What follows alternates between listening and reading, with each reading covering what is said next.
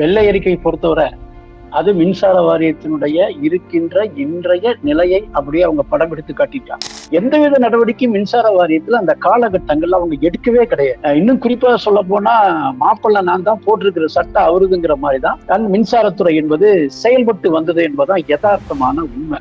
இன்னைக்கு என்எல்சி பங்குகளை விற்கக்கூடாது என்று முதல்வர் அறிவிக்கின்ற அதே வேளையில் மறைமுகமாக ஒன்றிய அரசினுடைய, உங்க பாணியில சொல்ல போனா மத்திய அரசினுடைய மின்சார சட்ட திருத்த மசோதா 2025 சொல்லப்பட்ட விஷயங்களான உற்பத்தியும் விநியோகத்தையும் தனியாருக்கும் விடும் நடவடிக்கை. ஒரே ஒரு கேள்விதான் நான் கேட்க விரும்புகிறேன் மாண்புமிகு அமைச்சருக்கு. என்னன்னா, நீங்க எல்லாமே உற்பத்தியில தனியார் மயம் கொடுத்தீங்கன்னு வச்சுக்க, நாளைக்கு அவர்கள் சிண்டிகேட் போட்டு நீங்க கட்டன் ரேட் இந்த ரேட் இருந்தா தான் நாங்க மின்சாரத்தை தமிழகத்துக்கு கொடுப்போம், விநியோகம் பண்ண முடியும் என்று சொன்னால் யோசிச்சு பாருங்க நம்ம நிலை என்ன ஆகுன்னு. 8,000 கோடி இன்வெஸ்ட் பண்ணதுக்கு அப்புறம் இந்த ப்ராஜெக்டை நாங்கள் ரிவ்யூ பண்றோம் என்று சொல்லுகின்ற பொழுது யாருடைய காசு? தனியார் மயம் என்பது ஒரு மோகம் தான். அந்த மோகத்துல இந்த அரசு போய் சிக்கிடக்கூடாது என்பதுதான் இந்த துறையை நாம் இன்னும் செழுமையாக்க வேண்டும். அத்தியாவசியம் போக்குவரத்து, மின்சாரம் தான் மக்கள் ரெண்டு எதிர்பார்க்கிறது. இந்த ரெண்டு துறையும் பாதுகாக்குவது அரசுடைய காசு.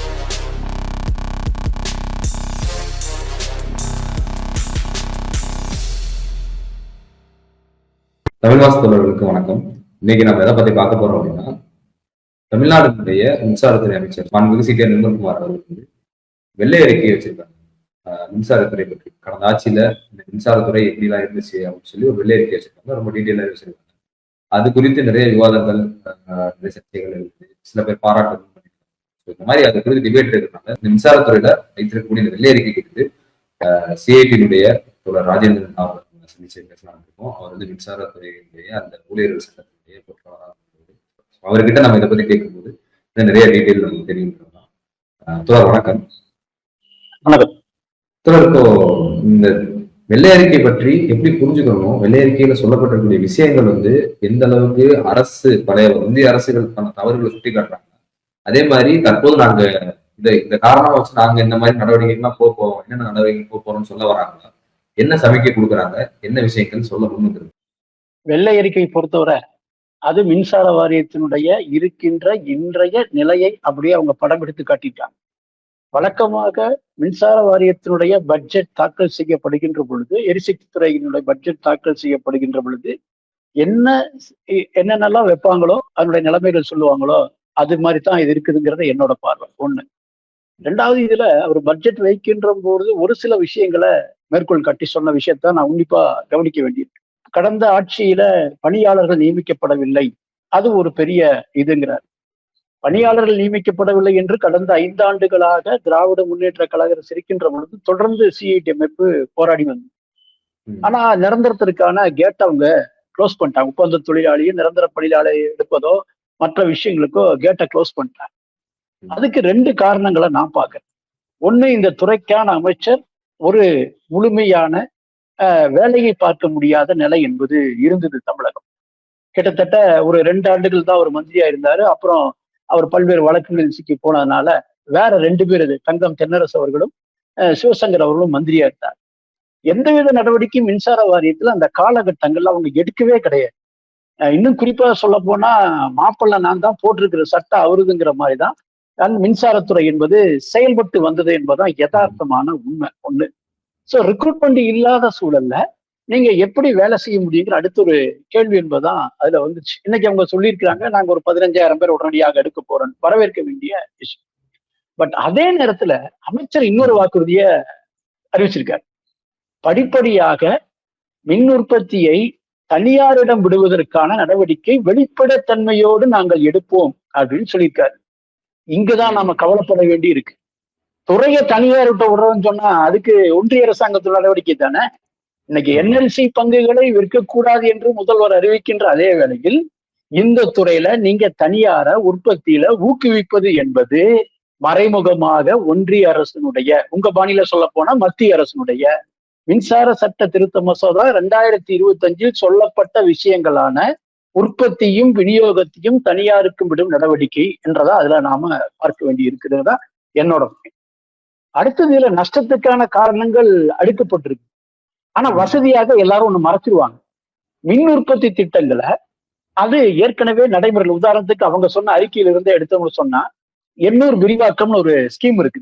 கிட்டத்தட்ட 660 மெகாவாட் × 2 அப்படின்னா 1320 மெகாவாட் நம்மளுக்கு கிடைக்கக்கூடிய ஏற்பாடு. இந்த ப்ராஜெக்ட் 2013 ஃபைனல் பண்ணி 2014 உருவாக்குவதற்கான நடவடிக்கை எடுக்கப்பட்டாச்சு.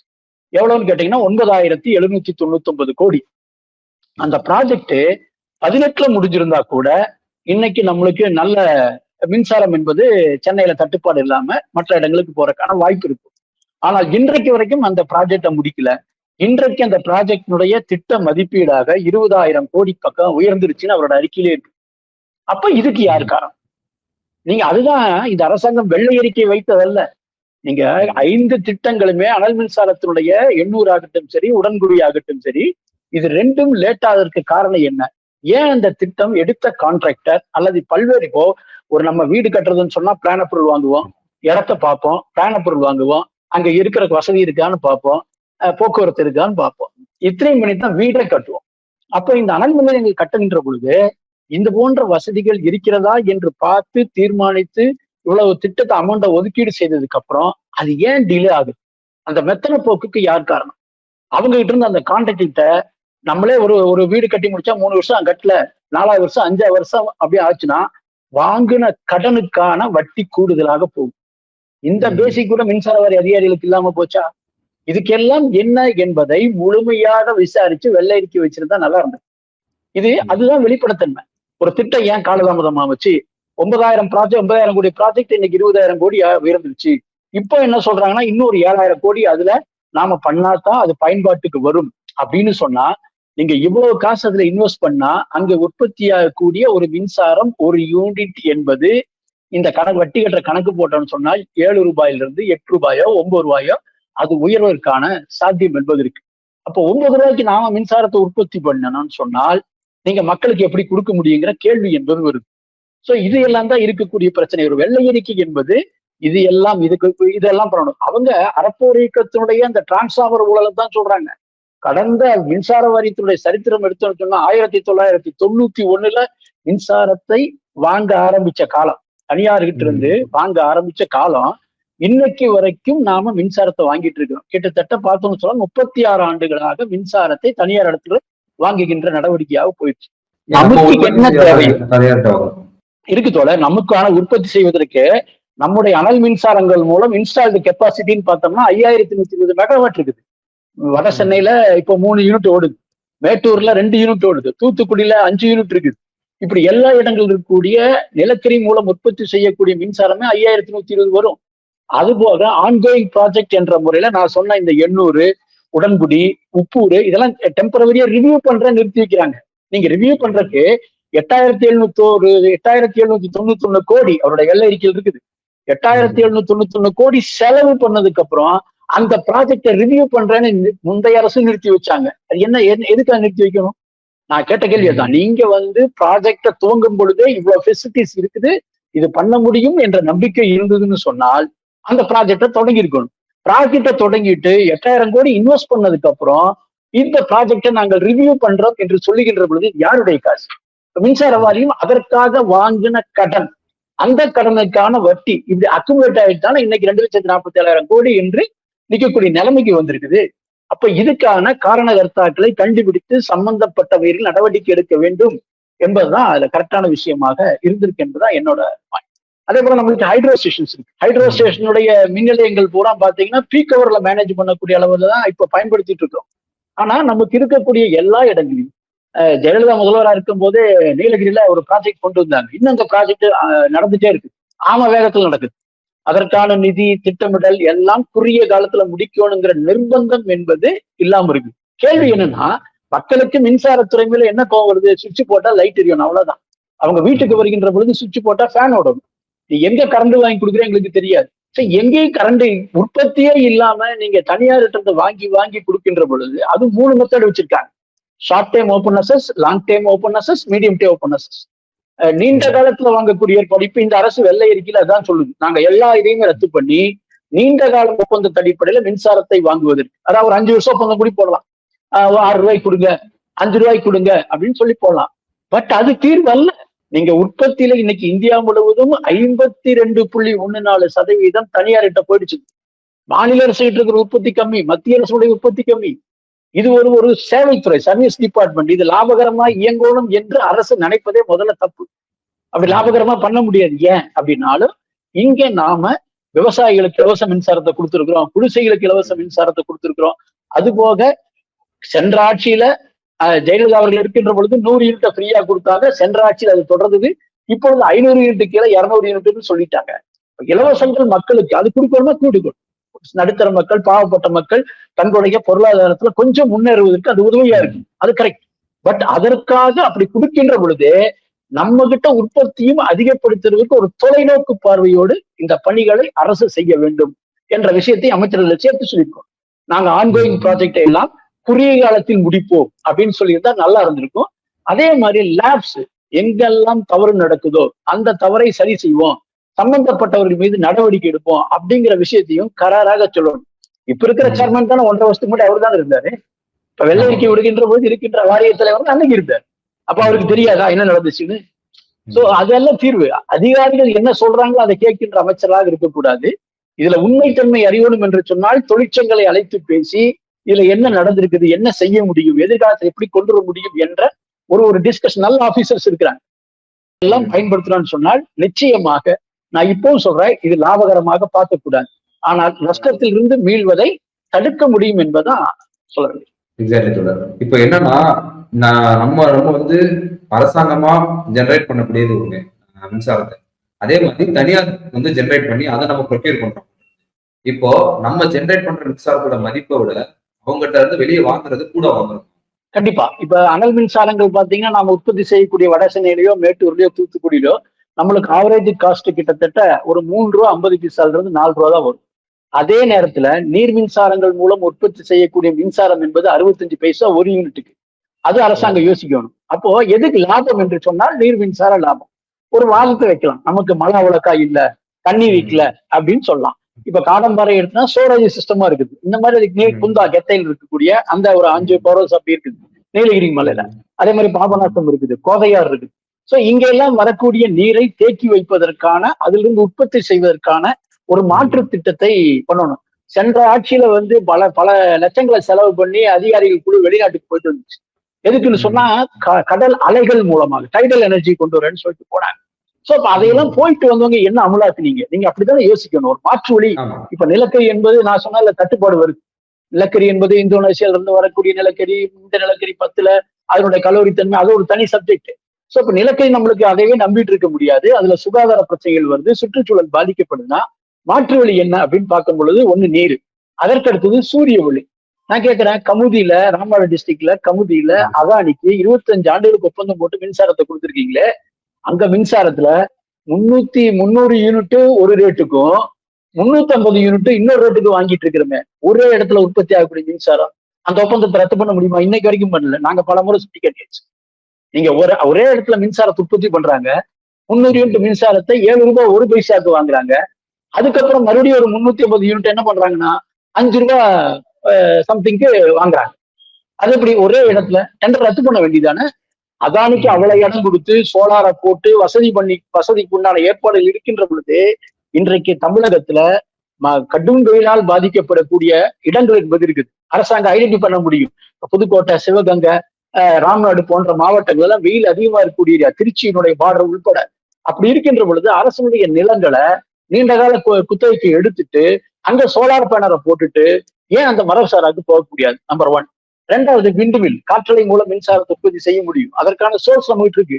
எங்க இருக்கிற பெரிய பெரிய முதலாளிகள்லாம் 3 கோடி 4 கோடி 5 கோடி செலவு பண்ணி அந்த காற்றலையினுடைய அந்த ஃபேனை போட்டுட்டு போயிட்டு சம்பாரிச்சிட்டு இருக்கிறாங்க. அவங்க அதே மாதிரி ஏன் நம்மளால பண்ண முடியாது? இது போன்ற விஷயங்கள்ல தான் அரசு கவனம் செலுத்தணும்னு சொன்னால், நாம உற்பத்தி அதிகரிக்கின்ற பொழுது ஒண்ணு, மக்களுக்கு மின்தடை இல்லாமல் மின்சாரத்தை விநியோகம் செய்ய முடியும், நம்பர் 1. 2வது, மக்களுக்கு அஃபோர்டபுள் காஸ்ட்ல அவங்க வாங்கக்கூடிய அளவுல மின்சாரத்தை கொடுக்க முடியும். இது 2ஐயும் அரசு யோசிக்கணும். இதுதான் மாற்று வழி. நீங்க முந்தைய அரசு மேல தவறு சொல்லி அவங்க எதுவுமே பண்ணல. முந்தைய அரசு ரெக்ரூட்மெண்ட் பண்ணாம இருக்கிறதுக்கு ஒரு காரணம் என்ன சொன்னாங்க?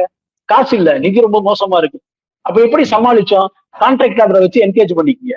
கான்ட்ராக்ட் லேபர் எப்படியாவது அவுட் சோர்சிங் முறையில பண்ணிக்கீங்க. இல்ல கன்சியூமர்கிட்ட ஃபீஸ் ஆஃப் கால் போச்சுன்னா காசை வாங்கி கொடுத்து சரி பண்ணுங்க. மறைமுகமாக பல உத்தரவுகள் நடந்துச்சு. அதனாலதான் சென்ற ஆட்சியில் அப்படி ஒரு மேனேஜ் பண்ண முடிஞ்சுது அவங்களால. இப்போ அதே நிலைமை நீடிக்குமானா ஒவ்வொரு ஆண்டும் ஆயிரக்கணக்கான பேர் ஓய்வு பெறுகிறார்.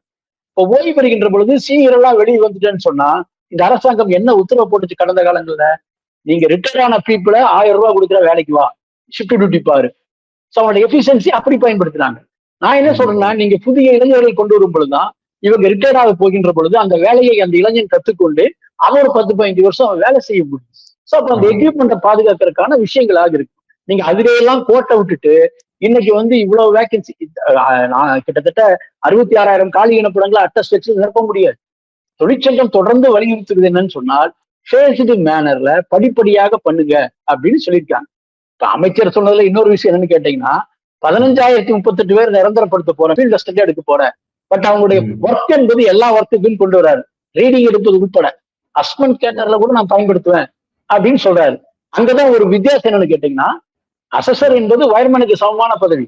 ரீடிங் எடுக்க வர்றாங்க, வீட்டுக்கு ரீடிங் எடுக்க வர்றாங்கன்னா அவங்களுடைய கேட்டகிரி வயர்மேனுக்கு இணையான ஒரு சம்பளத்தை பெறக்கூடிய தகுதி படைச்சவங்க. ஆனா 2007 மின்சார வாரியத்துல மஸ்தூர் என்ற கேட்டகரி எடுக்கின்ற பொழுது அன்னைக்கு ஐடி படித்தவர்கள் அதில் இருக்கிறாங்க, ஒப்பந்த ஊழியர்கள் நிரந்தரப்படுத்துறாங்க ஒரு 26,700 பேரை. அப்படி பண்ணும் பொழுது என்ன பண்ணாங்கன்னு கேட்டீங்கன்னா, படித்தவனை பூரா ஹெல்பர் கம் மீட்டர் ரீடர் அப்படின்னு போட்டாங்க. ஹெல்பர் சம்பளத்தை கொடுத்துட்டு ரீடிங் எடுக்க வச்சாங்க. இப்ப இந்த அரசு என்ன அறிவு, அமைச்சர் சொன்னதுல எனக்கு இருக்கிற ஒரு சந்தேகம் தான். நீங்க அப்படி ஹெல்பர்னு எடுத்தா அவன் ஃபீல்ட் அசிஸ்டன்ட் எடுத்தா ஃபீல்ட் அசிஸ்டன்ட் வேலை தான் பார்க்கும்.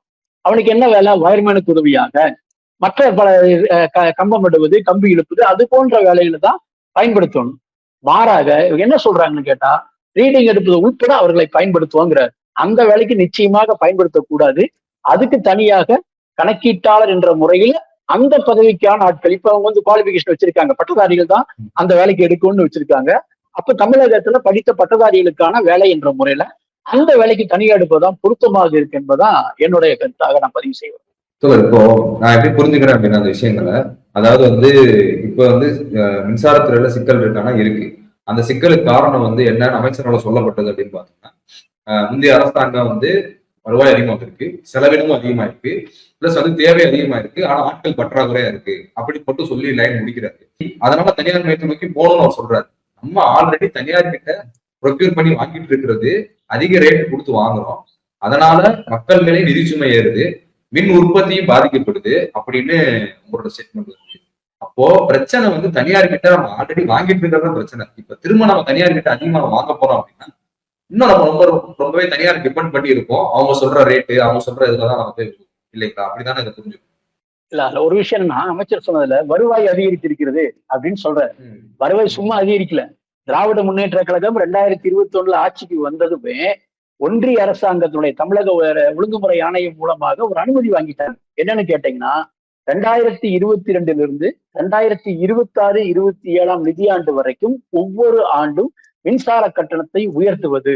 இது யாரோட விஷயம் கேட்டீங்கன்னா, ஒன்றிய அரசு மின்சார சட்ட திருத்த மசோதால அந்த ஒரு லைனை வச்சுட்டான். சட்டமே நாடாளுமன்றத்துல அமலாகல. ஆனால் இது அரசாங்கம் மின்சார வாரியத்தை நஷ்டத்திலிருந்து தப்பிப்பதற்கு ஒண்ணு, ஒன்றிய அரசாங்கம் மின்சாரத்திற்கு நிதி கொடுப்பதற்காக அந்த காசு வரும்னு சொன்னா இதை நான் செஞ்சாகணும், நாங்க அன்னைக்கு அதை அப்போஸ் பண்ணோம், இதெல்லாம் தீர்வுன்னு. அந்த 2022 மின்சாரத்தை, அதாவது கன்சியூமர் பிரைஸ் இண்டெக்ஸின் அடிப்படையில் நாங்க உயர்த்துறோம். அதான் அவங்க சொன்ன ரூல, ஒவ்வொரு ஆண்டும் உயர்த்தணும்னு. இப்ப இந்த ஜூலை தடுமாற்றம் வருது, நாங்க உயர்த்தணும்னா பிரச்சனை வந்துடும், ஆகவே இந்த ஆண்டு மின்சார கட்டணம் உயர்த்த மாட்டோம் என்று தாவேக அரசு சொல்லியிருக்கு. நல்ல விஷயம். ஆனா திமுக அரசாங்கம் அப்படி 2022 உயர்த்ததுனாலதான் இன்னைக்கு மின்சார வாரியத்தினுடைய வருவாய் என்பது கிடைச்சது. நம்பர் 1. 2வது வருவாய்க்கு காரணம் மின்சார வாரிய ஊழியர்கள், அதாவது ஓய்வூதியம் வாங்கிட்டு இருக்கிறவங்க வேற, 1/4/2003 முன்னாடி பணியில் சேர்ந்து ஓய்வூதியம் வாங்கிட்டு இருக்கிறவங்கள போக 2003 பின்னாடி பணியில் சேர்ந்த ஓய்வூதியம் கிடைக்காத 10,000க்கும் மேற்பட்டவர்கள் இந்த 5 ஆண்டுல ஓய்வு பெற்றுட்டாங்க. அவங்களுக்கு எந்த இதுவும் இல்லை. சோ பணியாளர்களுடைய வேக்கண்ட் என்பது அரசுக்கு வருவாயாக, மின்வாரியத்துக்கு வருவாயாக நிக்குது. ஏன்னா அந்த இடத்துல செலவினம் கிடையாது. நம்பர் 1. 2வது கட்டண உயர்வுனால கிடைச்ச வருமானம். இது 2 வந்துச்சு. இந்த 2 எங்க போச்சு? அதான கேள்வி. இப்ப இந்த 2 எங்க போச்சுன்னு சொன்னால், மின்சாரத்தை அதிக விலை கொடுத்து வாங்கினதுடைய விளைவு. அப்போ நீங்க கட்டண உயர்வோ ஸ்டாஃப் ஸ்ட்ரென்த்தோ நீங்க இன்க்ரீஸ் பண்ணாம கிடைச்ச காசை கொண்டு லாபம் வருது என்று வருகின்ற பொழுது அந்த லாபத்தை நீங்க இங்கே கொண்டு போய் கொட்டுறீங்க. அப்ப அதுதான் நான் சொல்றது. நீங்க உங்களுடைய சொந்த உற்பத்தி தமிழக மின்சார வாரியத்தினுடைய இன்ஃப்ராஸ்ட்ரக்சர் இருக்கு, இன்ஸ்டால்டு கெப்பாசிட்டி என்று சொல்லக்கூடிய அவ்வளவு ஏற்பாடுகளும் இங்க இருக்கு.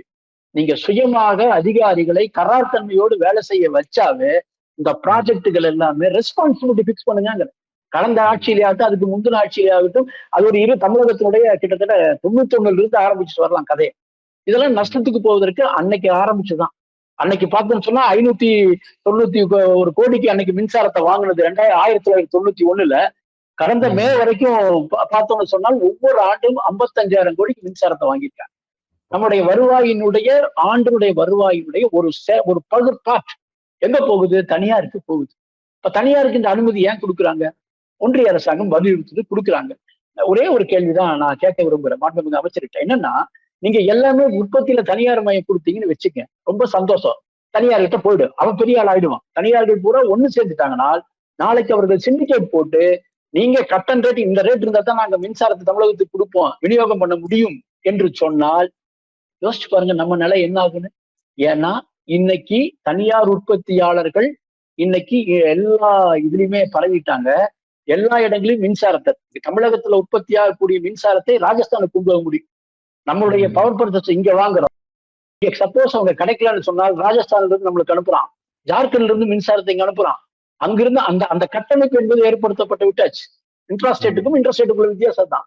இன்ட்ராஸ்டேட்ல அந்த மாதிரி ஏற்பாடுகள் இருக்கின்ற பொழுது நீங்க நாளைக்கெல்லாம் இவங்க சிண்டிகேட் போட்டு நம்ம கஷ்டப்பட்டு உருவாக்குன பொதுத்துறையினுடைய அந்த மின்பாதையினுடைய கட்டமைப்பில் அவங்க மின்சாரத்தை வெளி மாநிலத்துக்கு கொண்டு போவாங்க, உங்களுக்கு கொடுக்க மாட்டாங்க. நீங்க இந்த கட்டுப்படியான ரேட்டை வாங்கலன்னு சொன்னார்.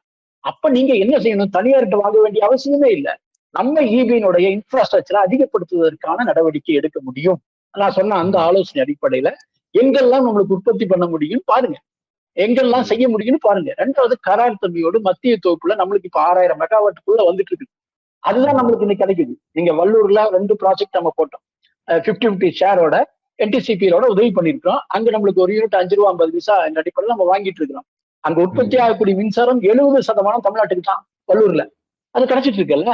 அதே மாதிரி தூத்துக்குடியில நெய்வேலி நம்மளும் 11% நம்மளுக்கு அங்க அங்க நமக்கு உற்பத்தி ஆகக்கூடிய மின்சாரம் நம்மளுக்கு கிடைக்குது இல்ல, பர்சன்டேஜ் அடிப்படையில கிடைக்குது இல்ல. இது போல வாய்ப்பு இல்ல. சென்ட்ரல் ஷேர்ல எங்காவது நெய்வேலி இது அல்லது மத்திய மின்சார தொகுப்பு நிலையத்திலிருந்து வாங்குவது, இது போன்ற விஷயங்கள கொஞ்சம் கூடுதல் கவனம் செலுத்தணும்னு சொன்னால் நாம தனியாரை நம்பி இருக்க வேண்டியது இல்ல. தனியாரை எங்க பயன்படுத்த முடியும்? பீக் ஹவர்ல வருது. ரெண்டாவது இன்னொன்னு பார்க்கணும்ல, நீங்க மின்சார உயர்வு என்பது நாளுக்கு நாள் அதிகரிச்சுட்டு வருது. இப்ப இன்னும் சொல்ல போனால், நான் ஓப்பனா சொல்ல போனா, இன்னைக்கு ஒரு வீட்டுக்கு ஒரு புதிய மின் இணைப்புக்கு மின்சார வாரியம் சர்வீஸ் கொடுக்குதுன்னு சொன்னால் அங்க இவங்களுக்கு ஒரு யூனிட் 2 ரூபான்னு வந்தா கூட அங்க என்னன்னா இந்த வீட்டுக்கு தேவையான மின்சாரத்தை நாம் பர்ச்சேஸ் பண்ண வேண்டிய கிளம்ப வருது. ஒவ்வொரு ஆண்டும் 14% மின்சாரம் வருது. இங்க பழைய இன்னைக்கு என்ன மின்சார வாரியத்தினுடைய கணக்கு போட்டோம்னு சொன்னால் 3,51,00,000 நுகர்வோர் என்பது மின்சார வாரியத்தில் இருக்காங்க. அது டொமஸ்டிக் மட்டும் 2.5 கோடி டொமஸ்டிக் சர்வீஸ். மெயினா இண்டஸ்ட்ரியல் பார்த்தோம்னு சொன்னால் கிட்டத்தட்ட 7.97 லட்சம் வர்றாங்க இண்டஸ்ட்ரியல். கமர்ஷியல் 40 லட்சம் என்பது கமர்ஷியல் இருக்குது. அக்ரிகல்ச்சர் 24 லட்சம் இருக்கு. 24 லட்சம் பம்பு செட்டுகளுக்கான மின்சாரத்தை நீங்கள் இலவசமாக கொடுக்கலன்னு சொன்னால் MS ராமநாதனோட அறிக்கையின் பிரகாரம் ஒரு பசுமை திட்டத்திற்கு, பசுமை புரட்சிக்கு வழிவகுத்து விவசாயத்துல அந்த இலவச மின்சாரம் இருந்தனா இப்ப அதையெல்லாமே நீங்க மீட்டர் மாட்டி அதை பண்ணி வசூல் பண்ணணுங்கிற ஒரு நிலைக்கு ஒன்றிய அரசாங்களுடைய திட்டத்தின் அடிப்படையில இப்படி எல்லாம் உள்ள வர ஆரம்பிச்சதுன்னா பெரிய சிக்கலாயிரும். ஆகவேதான் தனியார் மையத்தை நீங்கள் அனுமதிக்க கூடாது. நீங்க இன்ஃப்ராஸ்ட்ரக்சரை அதிகப்படுத்துங்க. ஒரு நல்ல விஷயம் இப்ப சொல்லியிருக்கீங்க வெள்ளை அறிக்கை. என்னோட பார்வை இது பட்ஜெட்ல கொடுக்கக்கூடிய அதே விஷயங்கள் என்னென்ன இருக்குது உள்ளபடி ஒரு அறிக்கையாக வந்திருக்குது, அவ்வளவுதான். அந்த அறிக்கையின் மீதான ஒரு கவனம் என்பதுல இந்த ஆஸ்பெக்டோட இருந்ததுனால் இன்னும் அழகாக இருக்கு என்பதான் என்னோட கருத்து. இப்ப நம்ம நிறைய ஜெனரேஷன் பத்தி பேசணும், அதே மாதிரி டிஸ்ட்ரிபியூஷன். இப்ப டான்ஜெட்கோ அப்படிங்கிறது ரெண்டுமே பண்ணிட்டு இருந்தது, ஜெனரேஷன் பிளஸ் டிஸ்ட்ரிபியூஷன். ஜெனரேஷன்ல கிட்டத்தட்ட பாதி அளவுக்கு தனியார் கிட்ட போய்கிட்டு இருக்கு, இன்னுமே போகக்கூடிய அபாயமும் இருக்கு.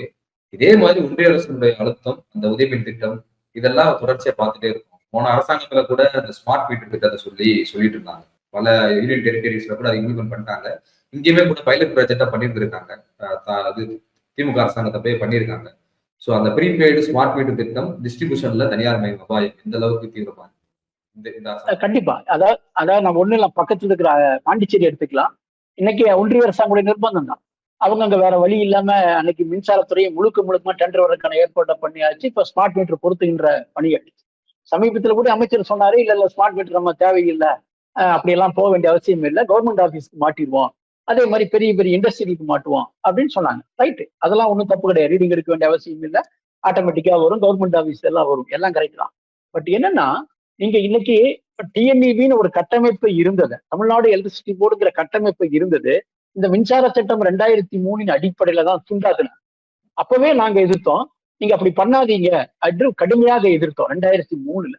ஆனால் அன்றைக்கு இதே திராவிட முன்னேற்ற கழகம் தான் மின்சாரத்துடைய 2010 பிரிச்சாங்க. பிரிக்கும் பொழுது தமிழ்நாடு மின் உற்பத்தி கழகம், தமிழ்நாடு மின்சார தொடரமைப்பு கழகம் 2 மட்டும் உருவாக்கி வச்சாங்க.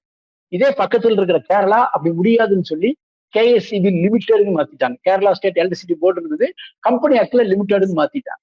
அதே மாதிரி ஹிமாச்சல பிரதேஷ், இந்த 2 ஸ்டேட் தான் லிமிடெட்னு மாத்துறாங்க, பாக்கி எல்லாமே துண்டாக்கிட்டாங்க. அதுக்கப்புறம் இன்னைக்கும் கடனுக்காகத்தான் இன்றைக்கும் மின்சார வாரியத்தை மறுபடியும் 3 துண்டாக்கிட்டாங்க. இப்ப பாத்தீங்கன்னு சொன்னா டான்ஜெட்கோ என்பதை எடுத்தாச்சு, டான்ஜெட்கோ கிடையாது இனிமேல். TNPDCL, Tamil Nadu power distribution corporation limited, இதுதான் மின்சார விநியோகத்தை தமிழ்நாடு முழுக்க இந்த கம்பெனி பார்க்கும்.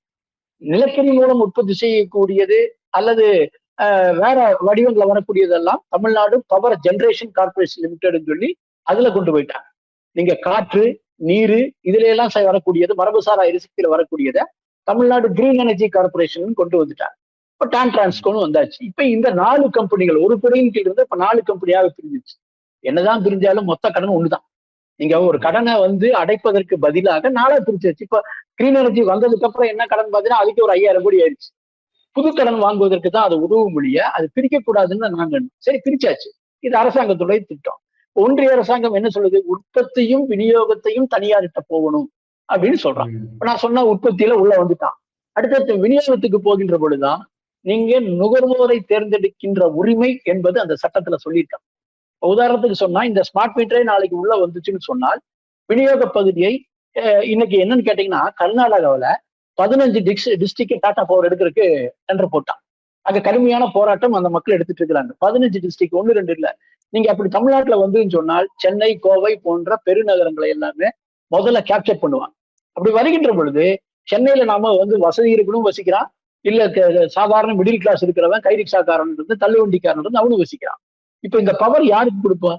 நுகர்வோரை தேர்ந்தெடுக்கின்ற உரிமை அவனுக்கு கொடுத்துட்டோம்னு சொன்னால் இந்த கம்பெனி யாரை தேர்ந்தெடுக்கும்? 100 யூனிட் கீழே உபயோகிக்கிற எண்ணெய் தேர்ந்தெடுக்க மாட்டான். ஏன்னா அவனுக்கு எந்த பிரயோஜனமே கிடையாது.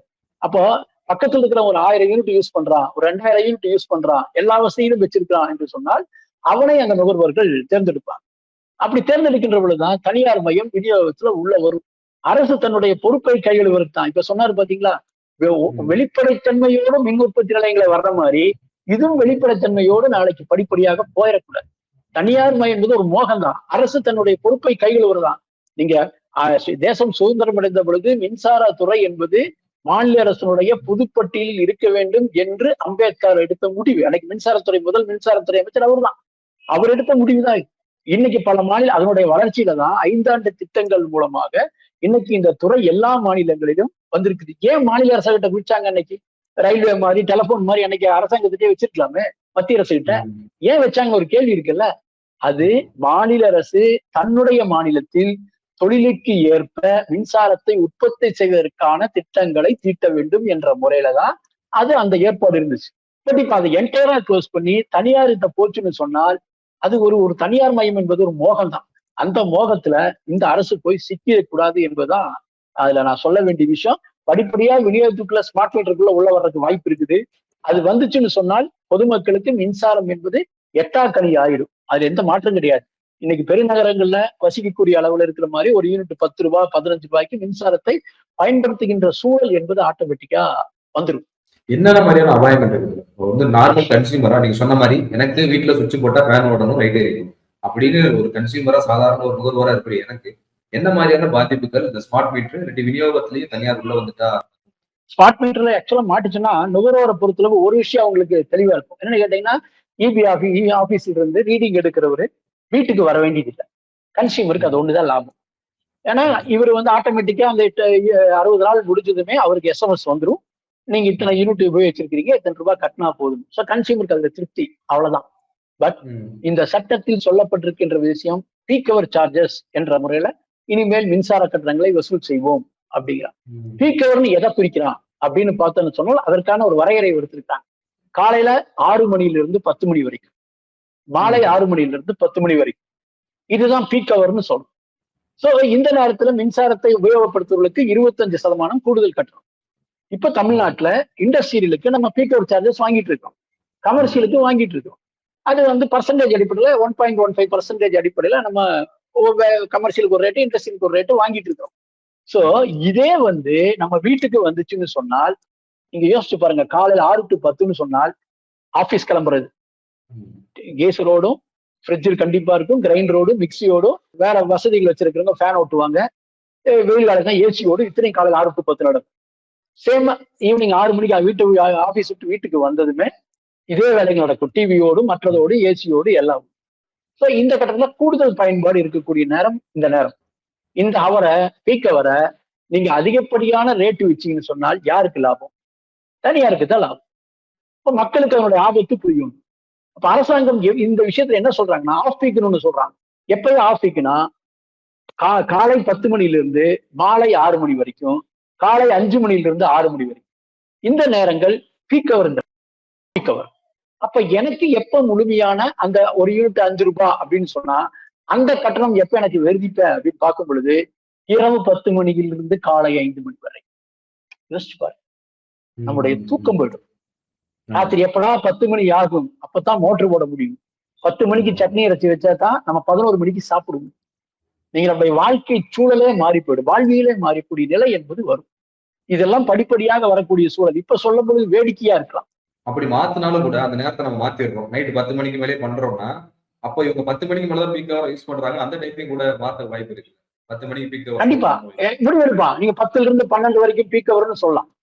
இங்க ஒண்ணு நம்ம இப்ப ஐடி பீப்புளோட வாழ்க்கை மாதிரிதான் சாதாரண ஜனங்களாகும். எப்ப படுக்கிறது எப்ப தூங்குறது என்று தெரியாம ஐடி பீப்புள் வேலை செய்யற மாதிரி இந்த சாதாரண மக்களுடைய வாழ்வியலும் அப்படி மாறும். சோ மின்சாரம் யாருக்கானது? சாதாரண மக்களிலிருந்து புதுசு புதுசா வரக்கூடிய தொழில் தொடங்க ஆசைப்படக்கூடிய இளைஞர்கள் இருந்து எல்லாத்துக்கும் கிடைக்கக்கூடிய வாய்ப்பை அரசு உருவாக்கும். அதுக்கு என்ன ஸ்கீம்? நீங்க கடந்த காலங்கள் எல்லாம் போராடி போராடி எழுதி கொடுத்து சொல்லி மாஞ்சு போடும். எந்த ஒருமான முன்னேற்றமும் ஏற்படல. 5 ஆண்டுகளாக தான் இந்த வெள்ளை அறிக்கையினுடைய ஒரு அம்சம் வரவேற்கத்தக்க அம்சம். நாங்க சொல்றது போது கூட பலரும் கேட்க மாட்டாங்க. 5 ஆண்டுகள் எவ்வளவு திட்டங்கள் வந்துச்சு. நீங்க ஒரு பகுதி மக்கள் அதிகமாக வசிக்கக்கூடிய இடம் என்று ஐடென்டிஃபை பண்ணுச்சுன்னு சொன்னால் ஈவினிங்ல நாங்க போய் செக் பண்ணுவோம். செக் பண்ணிட்டாங்க லோ வோல்டேஜ் ரொம்ப கம்மியா இருக்குது அப்படின்னு அந்த மக்கள் அங்க புகார் கொடுத்தாங்கன்னு சொன்னால் அங்க ஒரு புதிய டிரான்ஸ்ஃபார்மர் போடுறதுக்கான ஏற்பாடு செய்வோம். வீடுகள் அதிகரிச்சு வருது, டிரான்ஸ்ஃபார்மர் அதிகமாக போடணும், அதுக்கு ஸ்கீம்ஸ் நிறைய வந்துச்சு, அப்படி போட்டோம். அப்படி நிறைய டிரான்ஸ்ஃபார்மர் போடும் பொழுது இந்த இடத்துல ஒரு துணை மின் நிலையம் தேவை என்று ரிப்போர்ட்டை கொடுப்போம். அது அமைக்கிறதுக்கான ஏற்பாடுகள் இருக்கும். இப்ப எந்த ரிப்போர்ட்டை கடந்த 10 ஆண்டுகளாக உரிமையோட சொல்ல முடியும், 10-15 ஆண்டுகளாக ரிப்போர்ட்டை கொடுத்தோம்னு சொன்னால் அதுக்கான ஏற்பாடே இருக்காது. எல்லாம் என்னன்னா நம்ம விட இப்படியும் 2 வருஷம் 3 வருஷம் அப்படியே போட்டு ஓட்டுவோம், நம்ம டிரான்ஸ்ஃபர் ஆகி போய்வோம், ரிட்டையர்ட் ஆகிட்டு போவோங்கிற மனநிலைக்கு மின்வாரிய அதிகாரிகள் பணியாளர்கள் தள்ளப்பட்டார்கள் என்பதுதான் யதார்த்தமான. அதுல பேசிக்காக அவர்கள் சந்திச்ச விஷயத்தோடு பார்க்கணும்னா இந்த டிரான்ஸ்பர் மற்ற விஷயங்கள்ல பல லட்சங்களை செலவு செய்து வாங்கிட்டு வருகின்ற பொழுது வேலை செய்ய முடியாத சூழல் இருக்கு.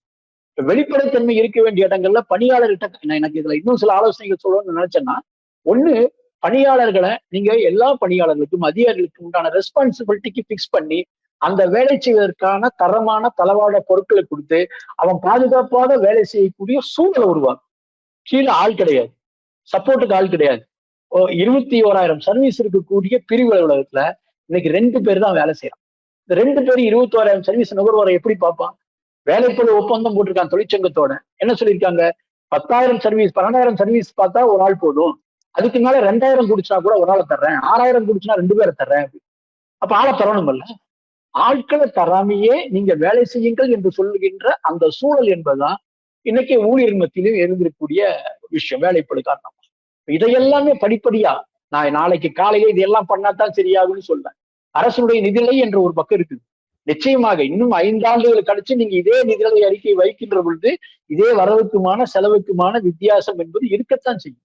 அதுல எந்த மாற்று கருத்து கிடையாது. பட் இதுல எந்தெந்த பகுதியை நாம அடைச்சோம், அந்த லீக்கேஜை அடைச்சோங்கிறத அரசு கவனம் செலுத்தினாவே கண்டிப்பாக இதை இன்னும் சர்வீஸ் மைண்டோட ஒன்றிய அரசினுடைய அந்த மின்சார சட்டத்தின் மசோதாவை ஏற்காம இது எங்களுடைய மாநிலத்தினுடைய உரிமை என்ற முறையில் இந்த அரசு செயல்பட்டுச்சுன்னு சொன்னால் நிச்சயமாக தமிழக மக்களுக்கு தடையில்லாத மின்சாரத்தை அவர்கள் வாங்கும் விலையில் மின்சாரத்தை, நான் தான் திரும்ப திரும்ப சொல்றேன், அஃபோர்டபுள் காஸ்ட் என்ற முறையில electricity for all at affordable cost என்பது எங்களுடைய இந்திய மின்னுடைய கூட்டமைப்புடைய இந்தியா முழுவதும் நாங்க வச்சிருக்கிற கோஷம்.